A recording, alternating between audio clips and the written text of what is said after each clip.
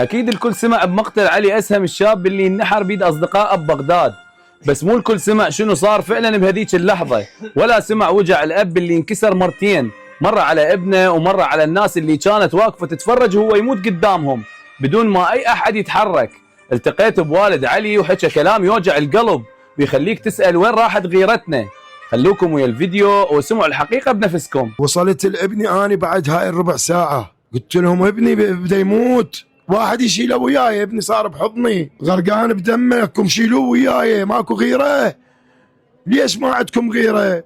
كان الارهاب ب 2006 هنا نشيل وما همنا الارهاب، ونقذنا ناس الحمد لله والشكر، واللي جثث تصعب نقلها نقلناها. جاني صديقي الحلاق اللي كنت يمه لحد ما وصلت، ركض وراي شاله وياي. الله اكبر. اذا انت عندك عتب على الناس اللي واقفوا، ليش ما اسعفوه؟ ما ليش؟ واني بحضوري تخافون من شنو؟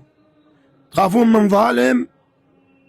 هذول جبناء، ترى جبناء وخزي، خزي وعار على عشائرهم. الله يكون بعونك. رحم الله والديك استاذ خالد، ما اقدر اضيف اي شيء لان ساهر رجليه قامت تختض، ما اقدر.